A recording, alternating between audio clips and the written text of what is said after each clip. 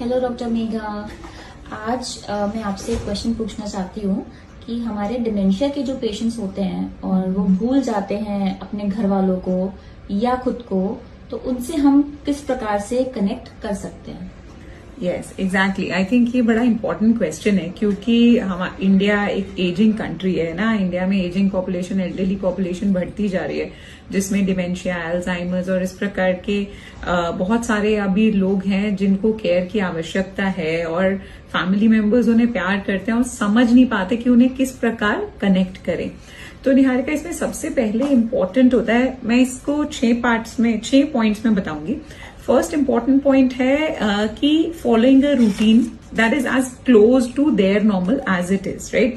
मतलब कि जो वो पहले करते थे, तो जो भी वो रूटीन, सपोज वो पूजा करते थे, सुबह उठेंगे, नहाएंगे, फिर पूजा करेंगे, फिर ही नाश्ता करेंगे, तो उन्हें पहले नहला धुला कर पहले वो पूजा करके सामने, अपने मंदिर के सामने उन्हें बिठा सकते हैं।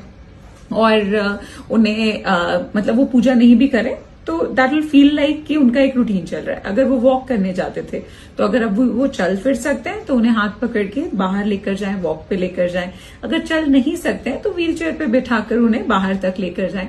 सो following a routine that is as close to their normal as it can be, right. Then second important चीज होती है कि ना, देखो, दो सेंसेशंस ना हमारे पास हमेशा रहते हैं। One is listening, other is touch, right. So इन दोनों चीजों को हमें यूज करना चाहिए कनेक्ट बनाने के लिए।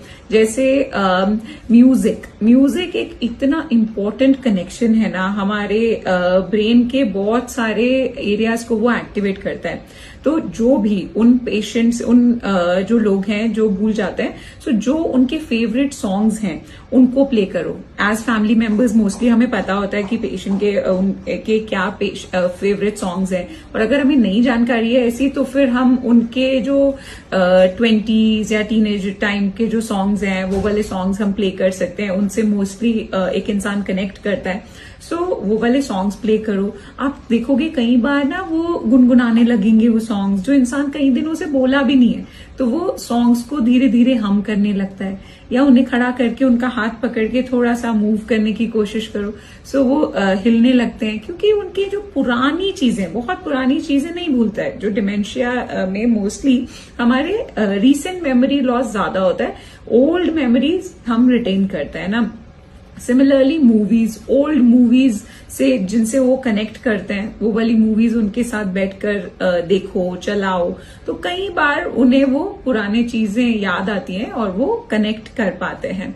Then another thing, third thing would be old memories and looking at old photo albums with them.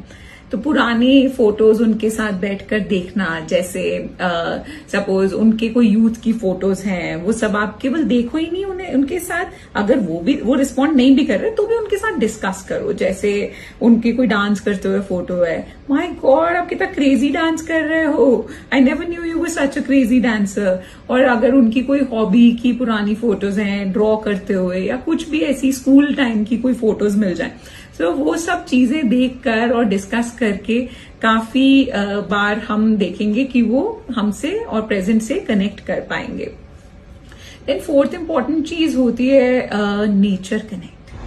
We are all born from nature and we all love nature as human beings, right? So taking such people out in fresh sun and letting them feel the fresh breeze, then letting them feel the leaves, smell the flowers, उनके पैरों को घास में रखो, वो जब grass touch करते हैं, सो ऑल दिस, जब भी आप नेचर से कनेक्ट करोगे और उन्हें कनेक्ट कराओगे तो आप देखोगे वो अगर बहुत एग्रेसिव हैं तो वो सूट डाउन हो जाएंगे। And because nature is something that we all love, and जब भी हमारा उससे कनेक्ट होगा, it's very positive for that person and for the family themselves as well, right? So that's the fourth point.